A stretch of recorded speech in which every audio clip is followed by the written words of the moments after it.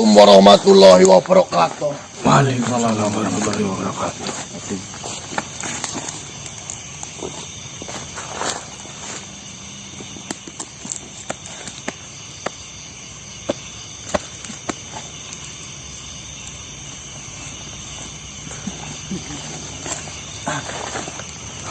Syukur alhamdulillah manusia. Permasalahan yang saya hadapi ini sudah menemui titik terang. Alhamdulillah. Sudah terbukti bahwasanya saya bukanlah pembunuh dari Gandamana, ayah dari Setarangga.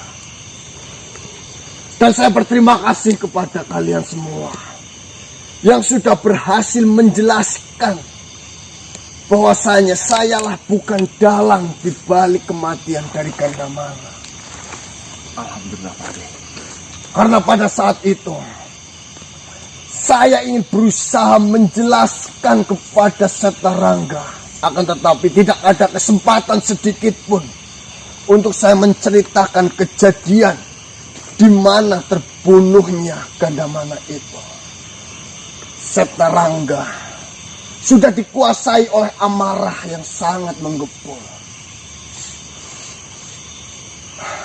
Dan pada saat melakukan pertarungan, sungguh luar biasa kekuatan yang dimiliki oleh Setarangga. Pada saat itu bukan saya lari ataupun menjadi pengecut, melarikan diri dari pertarungan itu. Saya pun berpikir, jika saya melanjutkan pertarungan itu, tentunya akan ada korban. Entah itu dari saya ataupun Setarangga sendiri. Saya sadar, jika saya melanjutkan pertarungan itu, percuma saja. Kita itu satu iman. Saya mengharapkan kemenangan dari Allah, dan Setarangga pun mengharapkan kemenangan dari Allah. Cuma pada saat itu, Setarangga yang sedang dikuasai oleh amarahnya, bisa juga ada iblis yang memanfaatkan keadaan itu.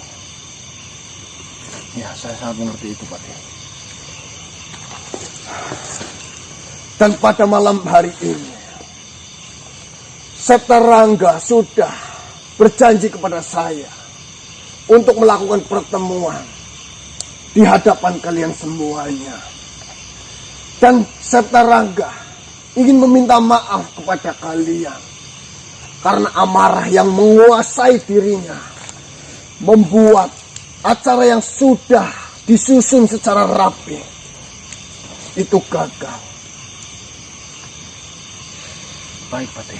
Apapun nanti keputusannya, semoga keputusan itu adalah hal yang terbaik. Benar sekali.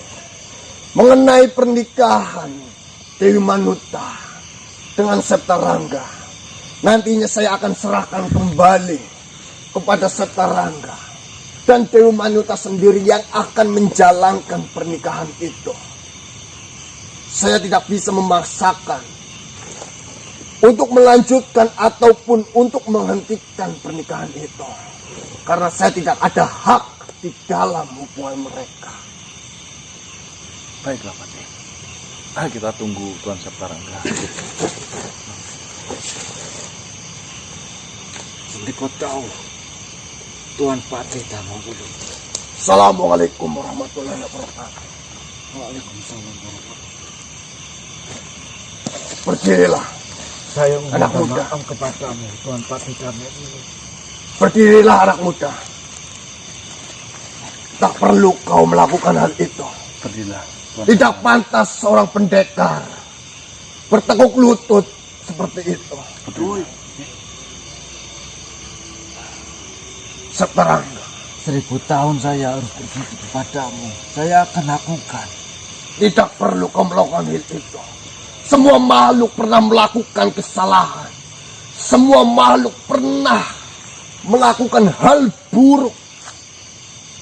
Tinggal bagaimana kita menyadari kesalahan yang sudah kita lakukan ataupun tidak. Berdirilah. Jika kau memang seorang pendekar, Berdirilah, busungkanlah dadamu, Satarangga. Kau bukan sedang di hadapan musuhmu. Kau bukan sedang berhadapan dengan orang yang kau benci.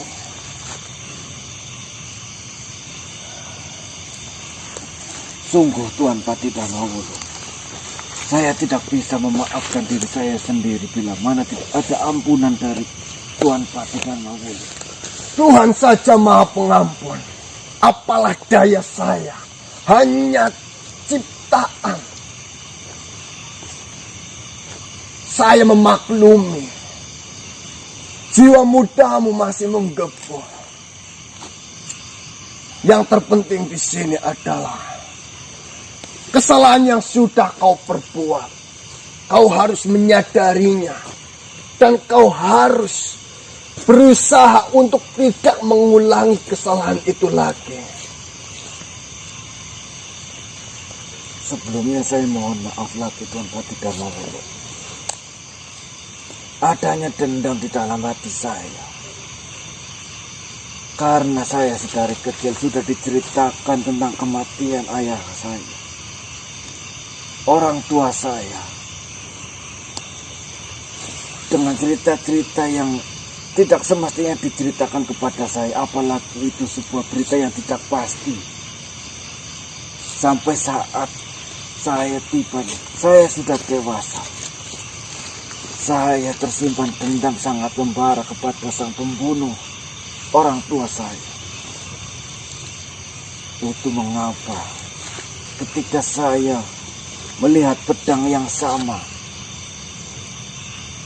yang Patih gunakan, saya terpancing amarah. Sekali lagi saya mohon maaf Tuan Pati Darmawulo. Saya memakluminya, Satarangga. Karena saya tahu jiwa muda seperti dirimu itu masih dalam kondisi yang tidak stabil. Kau masih bisa dengan mudahnya terbawa arus kemana saja yang akan kau lalui. Benar Tuan Pati Darmawulo. Saya dengan kejadian ini merasa bahwasanya saya masih sangat bodoh dan perlu belajar banyak dari sekitar saya. Itulah yang harus kau lakukan. Bukan kau bersujud ataupun bertepuk lutut seperti itu. Seorang pendekar harus mengakui kesalahan yang sudah diperbuat dan harus memperbaikinya. Busungkanlah dadamu, tegakkanlah kepalamu.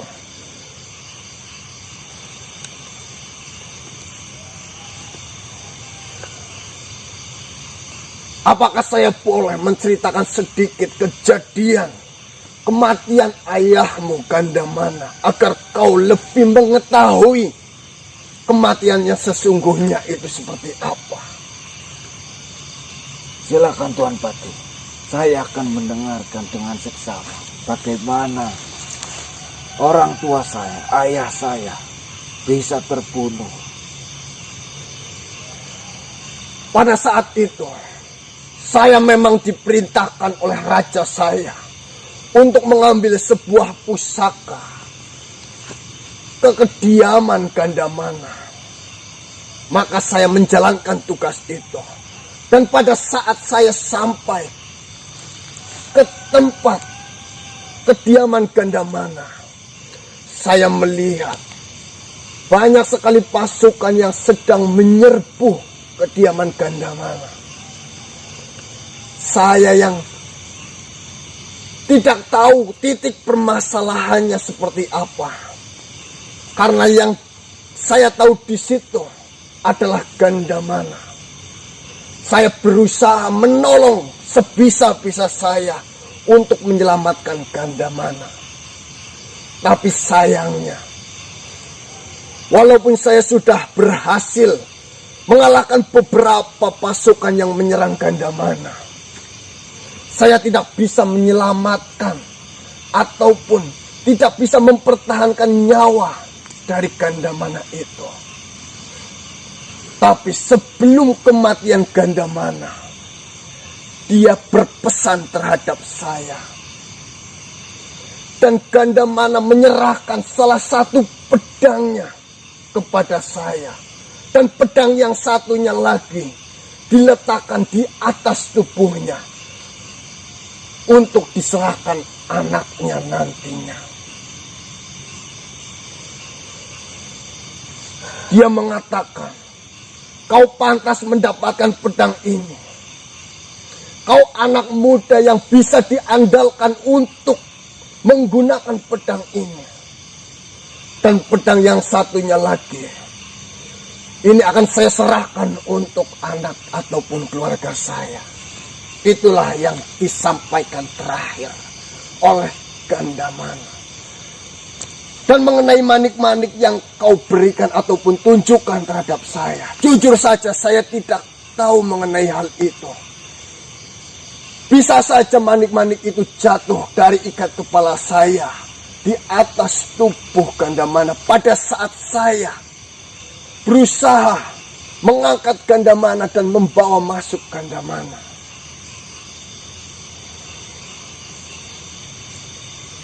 Sekarang saya sudah mengerti Tuan Patidharma. Sekarang pikiran saya lebih terbuka. Hati saya menjadi lega karena saya sudah mengetahui bagaimana kisah cerita tentang kematian ayah saya.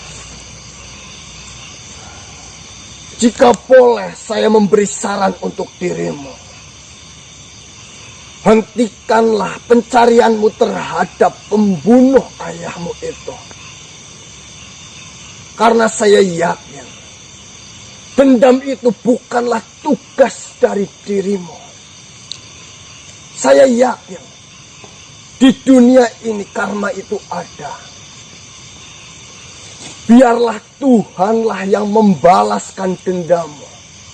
Dan jika Tuhan berkehendak, tentunya kau akan menyaksikan karma itu datang di hadapanmu.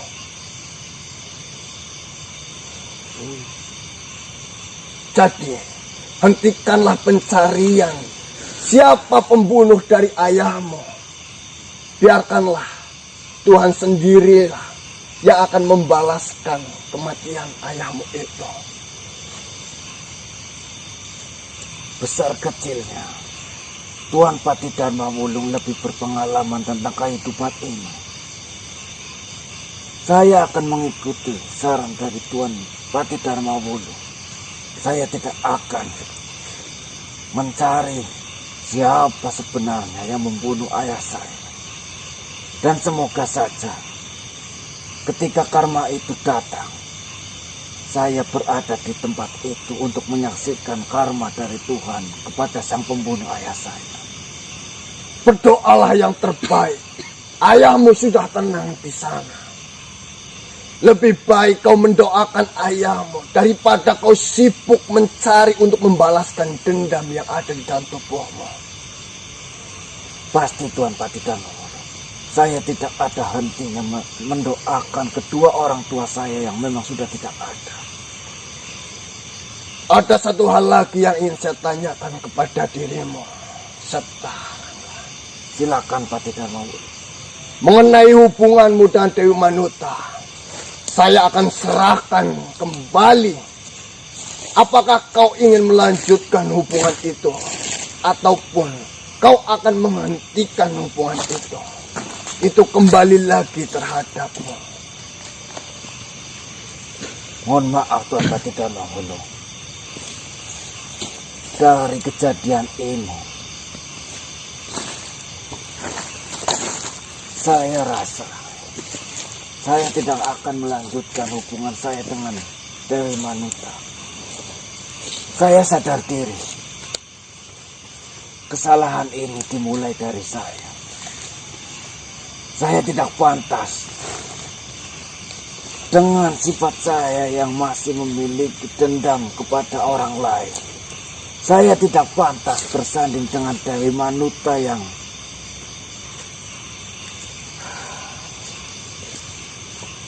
saya rasa saya tidak akan melanjutkannya. Walaupun di dalam hati saya, di dalam pikiran saya, kini telah dipenuhi perasaan dan pikiran tentang Dewi Manuta. Rasa cinta yang sangat besar kepada Dewi Manuta pun sebenarnya masih sangat besar di dalam hati saya. Tetapi kembali lagi, saya sadar diri. Saya sepertinya bukan lelaki yang pantas untuk disandingkan dengan perempuan secantik dan sebaik Dewi Manuta. Saya rasa tidak pantas. Mengenai pantas ataupun tidaknya kau bersanding dengan Dewi Manuta, bukanlah hak dirimu untuk mengatakan itu. Juga bukanlah hak saya untuk mengatakan itu. Jika memang Tuhan sudah menakdirkan untuk kalian berdua bersanding, tidak ada satu makhluk pun yang berhak mengatakan kalian berdua itu tidak pantas. Jika kau masih berharap terhadap hubungan ini, apakah kau sudah menanyakan kepada Dewi Manuta sendiri? Saya tidak ada keberanian untuk menanyakan tentang perasaan saya ataupun perasaan Dewi Manuta terhadap saya. Saya rasa itu tindakan bodoh untuk menanyakan hal itu. Sedangkan apa yang baru saja terjadi itu sangat besar dan menyangkut keluarga dari Dewi Manuta. Benar yang diucapkan oleh Patih, Tuan Satarangga. Alangkah baiknya tidak ada salahnya kita dengarkan langsung saja apapun jawaban dari Dewi Manuta. Benar sekali. Mengenai jodoh di dunia ini, tidak ada yang tahu. Jika memang di dalam hati kecilmu masih menginginkan untuk bersanding dengan Dewi Manuta, alangkah baiknya kau mengatakan apa yang sebenarnya ada di dalam dirimu. Mengenai nantinya jawaban apa yang akan diberikan oleh Dewi Manuta, itu terserah Dewi Manuta sendiri. Tapi mohon maaf Tuan Patih Darmawulo, untuk sampai saat ini saya tidak ada keberanian sedikit pun untuk datang ke tempat Dewi Manuta dan bertanya akan hal itu. Seperti ini saja, saya bisa mendatangkan Dewi Manuta untuk hadir ke tempat ini. Dan kau bisa mendengarkan jawaban langsung. Apakah Dewi Manuta masih mau menerimamu, ataupun Dewi Manuta sudah tidak ingin menerimamu lagi.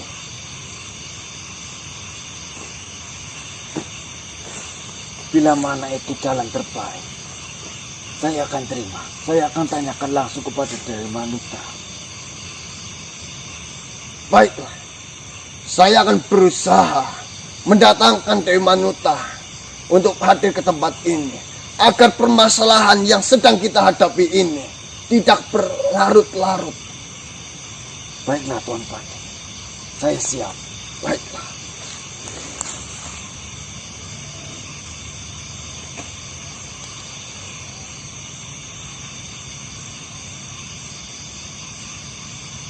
Dewi Manuta.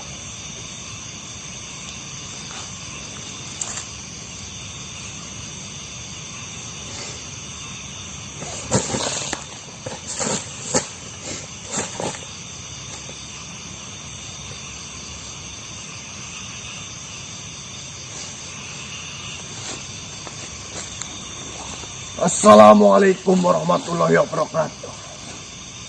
Waalaikumsalam. Assalamualaikum. Dewi. Salam. Mohon maaf, Dewi Manuta, jika saya mengganggu dirimu.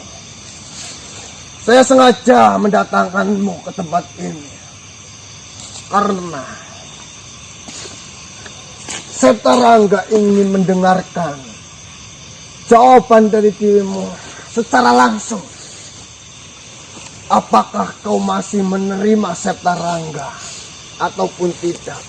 Setelah Setarangga melakukan kesalahan di hari di mana kalian berdua akan melakukan hal sakral, yaitu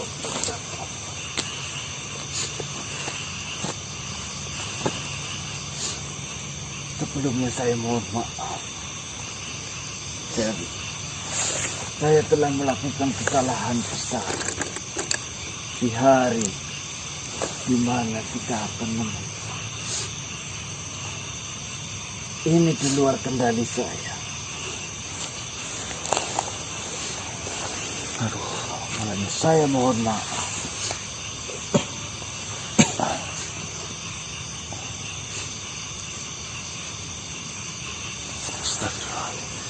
Dewi,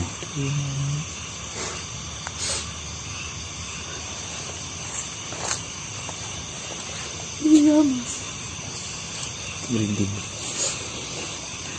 Mas Rangga memang tidak bersalah.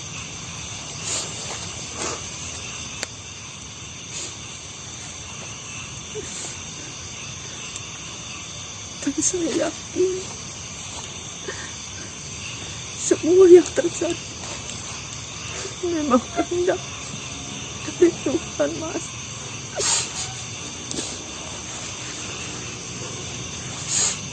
Tapi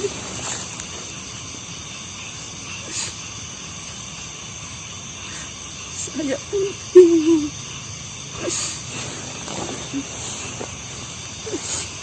Saya bingung.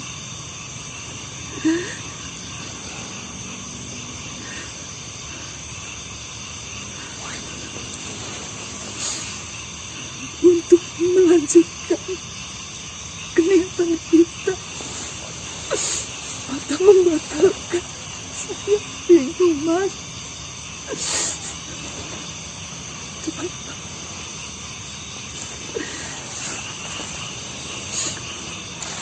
Terus terang saja, Dewi. Saya pun sebenarnya merasa tidak pantas untuk melanjutkan hubungan kita. Walaupun di sisi lain sangat besar rasa cinta saya terhadap Dewi. Rasa sayang saya terhadap Dewi. Tetapi dengan sebuah kejadian yang baru saja terjadi, saya merasa sangat tidak pantas. Saya merasa sangat egois bila mana saya melanjutkan hubungan kita, Dewi. Sungguh, saya lelaki yang sangat tidak baik untuk disandingkan dengan Dewi. Jangan berbicara seperti itu, mas.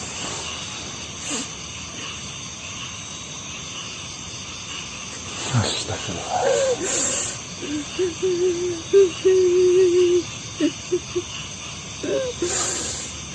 Bertapalah, Dewi.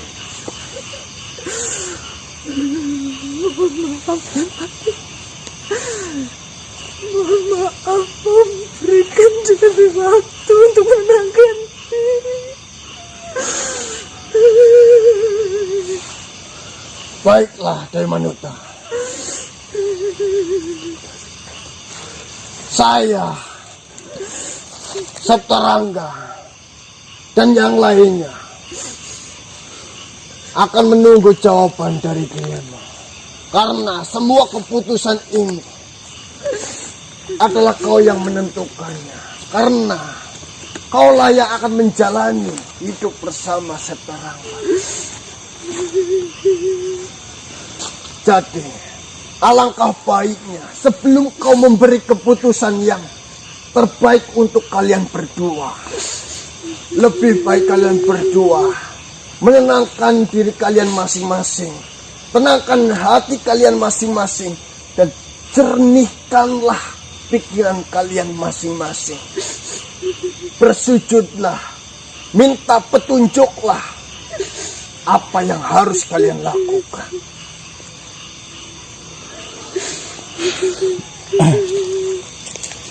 Terus terang saja, Pati, saya akan menunggu sampai Dewi Manuta memberikan jawaban apakah akan melanjutkan ataupun tidak melanjutkan hubungan ini dengan saya. Sembari saya menunggu jawaban dari Dewi Manuta, mungkin saya akan berjalan dengan manusia ini, karena kebetulan jalan kita sama untuk menumpas kejahatan dan kebatilan. Baiklah. Apa keputusan yang kau berikan itu? Itu adalah yang terbaik untukmu. Dan untukmu, Manuta. Pikirkanlah baik-baik agar kau tidak menyesal di kemudian hari. Tenangkanlah hatimu terlebih dahulu. Jernihkanlah pikiranmu terlebih dahulu. Sujudlah dan mintalah petunjuk kepada Sang Pencipta alam semesta ini.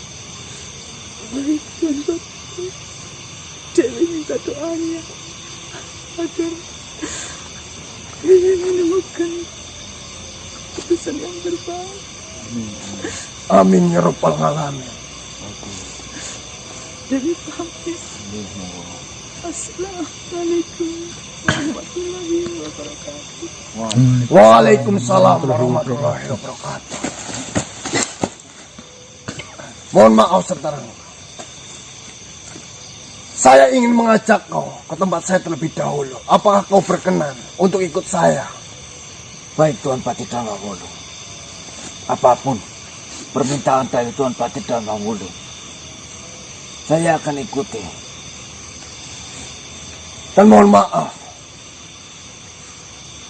jika kau menginginkan pedang ini, saya akan serahkan pedang ini karena ini adalah pedang dari ayahmu. Mohon maaf, Tuan Pati Damawulu. Saya sangat tidak berhak dengan pedang yang dipegang oleh Pati. Walaupun memang pedang itu dibuat oleh ayah saya. Tetapi mendiang ayah saya sudah menitipkan, sudah mewariskan pedang itu terhadap Pati. Pati yang lebih berhak untuk memegang pedang itu. Lagi pula, saya sudah memegang pedang yang sama dengan pedang yang Pati pegang. Baiklah, jika itu memang keputusan, saya akan menerima amanah ini dari ayahmu, bahkan dari keturunannya, anaknya, yaitu dirimu, Setarangga. Terima kasih, Tuan Pati Damawulu, sudah menjaga amanat dari ayah saya dengan baik. Insya Allah. Baiklah, mohon maaf manusia. Siapa teh? Saya akan mengajak Setarangga terlebih dahulu ke tempat saya. Semoga Pati. Karena ada banyak hal yang ingin saya bicarakan dalam Setarangga. Semoga. Assalamualaikum warahmatullahi wabarakatuh. Waalaikumsalam warahmatullahi wabarakatuh. Assalamualaikum warahmatullahi wabarakatuh. Waalaikumsalam warahmatullahi wabarakatuh.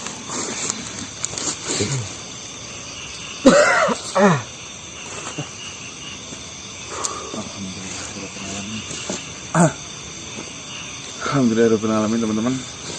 Semuanya sudah ada titik terangnya. Walaupun jawaban dari Jembargon itu masih ngambang ya, bahwasanya dia ingin berpikir-pikir terlebih dahulu atau menenangkan hatinya terlebih dahulu, teman-teman. Kita sangat memaklumi itu, apalagi Dewi Manuta atau Jembargon itu adalah sosok perempuan yang sangat lembut hatinya ya. Setelah mungkin merasakan sakit yang begitu amat mendalam, untuk memulihkan sakit hati itu memerlukan proses dan waktu. Ya.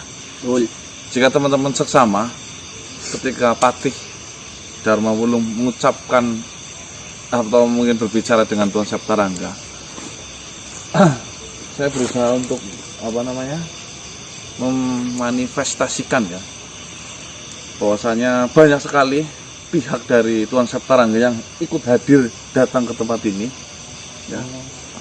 Mungkin ada berapa tadi ya, tapi saya tarik hanya cahaya saja yang kelihatan, titik-titik merah saja. Itu adalah salah satu bentuk ya, perwujudan dari pengawal kerajaan Pasir Merah. Pasir Merah. Pokoknya kayak pasir warna merah-merah itu. Tapi tadi Dewa Manuta muncul apa? Muncul. Ya. Masih berpikir dulu. Muncul di mana, Pak? Oh, Masuk. masuk. Oh, Masuk di mana? Masuk di Saya. Oh, Masuk ke nggak mungkin. Oh, iya sih. Itu nggak mungkin. masuk ke kamu, Sel. Iya, jadi saya ketawa banget deh. Saya mendengarkan ceritanya Dewi Manuta udah sedih banget. Lihat mukanya bikin ketawa. Aku bingung posisinya. Keamanan loh. Dasarnya ya Mas, Dewi Manuta kok dipakein baju limas kayaknya bergoyoknya loh Mas. Tapi nyamenceng lagi cucet. Kegeden dos. Tapi penghilang kegantengan. Aduh ngomong ireng manis. Gimana betul? Aduh. Baik teman-teman, untuk sedulur dimanapun berada, mungkin barangkali ada yang mau hajatan, silakan hubungi Bang Marcel ya. Sebagai keamanan.